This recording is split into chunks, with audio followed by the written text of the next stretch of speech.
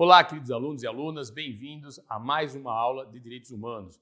Hoje nós vamos tratar um dos temas que me parece um dos mais importantes no que diz respeito à nossa matéria, que é o princípio ou direito à igualdade. Eu escolhi uma frase aqui que para mim é sensacional, do Boaventura de Souza Santos, que ele diz o seguinte: temos o direito de ser iguais quando a nossa diferença nos inferioriza, e temos o direito a ser diferentes quando a nossa igualdade nos descaracteriza. Daí a necessidade de uma igualdade que reconheça as diferenças e uma diferença que não reproduza, não alimente ou produza as desigualdades. Acho que essa é a grande sacada de igualdade, porque nós não podemos imaginar que a igualdade seja plena entre os seres humanos, até porque os seres humanos são diferentes. Então vamos lá, vamos para a aula de hoje. A nossa Constituição de 88 ela é bastante generosa, como nós já vimos, em garantir direitos fundamentais. E esse é um ponto importante, porque ela acaba dando a retaguarda para o reconhecimento de vários direitos que acabam não estando expressamente previstos. Então, muitos direitos que não estão previstos expressamente na Constituição e nem mesmo no texto legal, acabam sendo garantidos por força dos princípios, dos direitos fundamentais que estão contemplados na Constituição. E o artigo 5º, no seu caput, é também bastante expresso, no sentido de que todos são iguais perante a lei, sem distinção de qualquer natureza, garantindo-se. E aí no inciso a seguir, ele fala que, complementa, falando que homens e mulheres são iguais em direitos e obrigações nos termos dessa Constituição. Isso está já no inciso 1 do artigo 5º. Então vejam, o princípio da igualdade, ele acaba então servindo como retaguarda para a garantia de direitos. Por exemplo, vou imaginar a situação dos casais homoafetivos. Nós não temos uma legislação específica que trate dos casais homoafetivos, mas o nosso ordenamento jurídico e as decisões judiciais acabaram ampliando para esses casais todos os direitos dos casais heteroafetivos. Com base em qual fundamento? Com fundamento no direito à igualdade. Qual que é a premissa que se parte? É que, se há o princípio da igualdade contemplado no texto constitucional, ele deve ser concretizado na prática, independente de qualquer outra característica. Então vejam que interessante, quando um casal homoafetivo buscou pela primeira vez, na verdade, o decujus, né? Faleceu um e o outro queria direito à herança. O que o judiciário decidiu? Olha, se um casal heteroafetivo tem direito à herança, né? Quem sobreviver tem direito à herança, o mesmo serve para o casal homoafetivo com base no princípio da igualdade. Com base nesse princípio, inclusive, foi reconhecida a união estável homoafetiva e até mesmo a possibilidade de casamento entre casais homoafetivos. Então, vejam que interessante. Tudo com base no princípio da igualdade. Agora, nós temos que tomar cuidado com o princípio da igualdade, porque ele pode nos dar uma falsa ideia de que todos devem ser tratados exatamente iguais. Não é isso. Por que não é isso? Porque nós temos duas concepções de igualdade. Uma igualdade material e uma igualdade formal. A igualdade formal é um pouco mais simples, mas a igualdade material ela acaba sendo um pouco mais sofisticada. Né? O que nós entendemos por igualdade material? É que todas as pessoas têm direito ao tratamento equivalente, que deve ser dispensado a todos os seres humanos de acordo com suas características pessoais e com o objetivo de superar eventuais dificuldades geradas pela desigualdade natural entre as pessoas. Ou seja, as pessoas são desiguais. Isso é fato. Nós não somos todos iguais. Nós temos que tomar cuidado para que a aplicação da lei não gere mais desigualdades ainda. Acho que todos já viram um desenho que circulou pela internet de 3 meninos assistindo uma partida de futebol. Cada um sobre uma caixa. Só que um era altão, não precisaria de caixa. O outro, uma caixa bastava. O terceiro, uma caixa só não adiantava nada. E aí há uma sugestão para que o mais alto fique sem nenhuma caixa, o do meio fique com uma caixa e o menorzinho fique com 2 caixas, para que ele possa ver a partida de futebol. Ou seja, a distribuição foi diferente das caixas. Um não precisou de nenhuma, o outro precisou de 2. Isso seria uma igualdade material, ou seja, eu buscar, por meio da aplicação da lei, por meio da aplicação do direito à igualdade, do princípio da igualdade, superar eventuais desigualdades que são naturais dos seres humanos. Essa acho que é o ponto que nós devemos ter em mente quando se trata de igualdade. Tomar muito cuidado. Por quê? Porque muitas vezes, sem nos darmos conta, defendemos a igualdade como se ela fosse algo neutro, como se ela não mudasse a realidade. E, na verdade, a igualdade deve ser contemplada a partir do contexto. Eu preciso verificar em qual contexto eu vou aplicar aquele direito, em qual contexto eu vou aplicar aquela lei, para verificar se algumas pessoas não têm direito a um tratamento desigualitário. É verdade, é isso. A igualdade, muitas vezes, o direito à igualdade, muitas vezes, é um direito à desigualdade. Igual na frase do Boaventura, eu tenho direito a ser tratado de forma desigual. Por quê? Porque a minha situação é específica e merece um tratamento desigual. Essa que é a grande sacada no que diz respeito ao princípio, ao direito à igualdade. Nós temos que ter consciência de que não é um simples aplicar da lei. Que, na verdade, esse é o conceito de igualdade formal, a igualdade de todos perante a lei. Esse ponto, claro, é importante. Por quê? Significa que a lei é igual para todos. Não é porque eu sou poderoso ou eu sou não poderoso, porque eu tenho posses ou não tenho posses, eu sou rico ou sou pobre. Não, a lei deve ser igual para todos. E, na verdade, essa é a premissa, é igual para todos. Mas alguns merecem um tratamento melhor.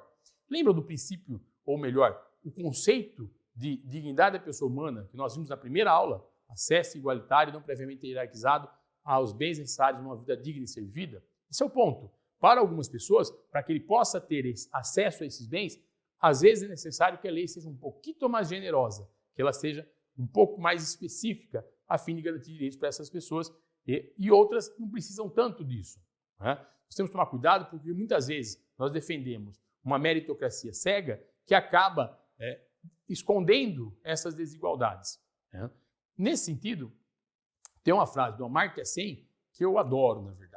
Acho sensacional também, tal qual aquela do Boaventura, que é a seguinte: se todas as pessoas fossem exatamente similares, a igualdade em um espaço, por exemplo, a renda, tenderia a ser congruente com as igualdades em outros espaços, como saúde, bem-estar e felicidade. Então, só que isso não é verdade. Por quê? Porque uma das consequências da diversidade humana é que a igualdade no espaço tende a andar, de fato, com a desigualdade em outro. É isso.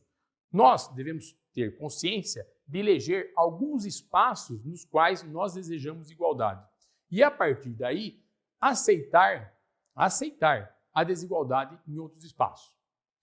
Um bom exemplo são as cotas, sejam elas sociais ou raciais. Por quê? Se eu estabeleço que o acesso à universidade, por exemplo, é um espaço no qual eu quero igualdade, eu vou ter que admitir que, em razão disso, eu vou aceitar desigualdades em outros espaços. Então, por exemplo, se eu reconheço que, olha, é importante que todos tenham acesso à universidade, venham de escolas públicas ou de escolas privadas, eu vou ter que, então, estabelecer uma cota para aquele que vem de escolas públicas, e admitir, então, isso é o espaço de igualdade de acesso. Só que ao admitir igualdade de acesso, eu vou ter que admitir, provavelmente, uma desigualdade das notas. O que acontece? Quem está melhor preparado por vir de uma escola privada, vai ter uma nota maior do que aquele que veio de uma escola pública. Então, por quê? Porque eu quero igualdade de acesso. Em razão disso, eu aceito a desigualdade de notas. Entenderam? Parece simples, mas não é nada simples. É bastante complexo. Esse é um outro ponto que nós sempre precisamos ter em mente. É importante que o espaço que foi eleito efetivamente seja contemplado. Por quê? Porque muitas vezes nós imaginamos que o espaço é importante, mas adota-se uma prática que não gera o resultado esperado. Por isso que todas as cotas prevêem um prazo para avaliação. Por quê? Para verificar se aquela ação afirmativa realmente deu frutos. Nesse aspecto, então, vamos lá. Qual que é a premissa, então? Vamos lembrar? A igualdade deve ser tida como plena, de início. Então, homens e mulheres, brancos, negros, pardos, heteroafetivo, homoafetivo, transexual, todos devem ser tratados de forma igualitária pela lei. Mas eu preciso verificar se em alguns espaços não merecem um tratamento diferenciado para algumas pessoas. Ou seja, se em algum espaço eu não aceito, ou eu não prevejo, ou eu estabeleço uma igualdade maior. E isso vai exigir que eu aceite desigualdade em outros espaços. Entenderam? Muitos temas polêmicos orbitam ao redor dessa temática. Por quê? Porque o ser humano é diferente. Esse é o fato. Por exemplo, um dos temas que tem gerado maior polêmica, e agora já teve trato legislativo, diz respeito aos sabatistas, aquelas pessoas que, por motivos religiosos, não podem frequentar ou praticar qualquer ato do pôr do sol da sexta ao pôr do sol do sábado. Qual que é o problema? Essas pessoas tinham imensas dificuldades para fazer um curso, um estudo, né? Frequentar uma universidade, frequentar algum outro tipo de atividade acadêmica. Por quê? Porque muitas vezes as aulas são concentradas ou são realizadas às sextas e sábados. Hoje a lei prevê que essa pessoa deve ser tratada de forma a permitir que ela consiga estudar. Por quê? Porque elegemos o estudo como algo importante, como algo prioritário. Se esse é um espaço no qual nós reconhecemos a igualdade, certo? Nós temos que admitir desigualdade em outros espaços. Essa pessoa, provavelmente, realizará provas em outros dias, ou ela terá atividades acadêmicas em outros dias, em outros horários, diferentemente do restante da turma. Tema muito importante diz respeito, já falei várias vezes aqui, dos casais homoafetivos. Por quê?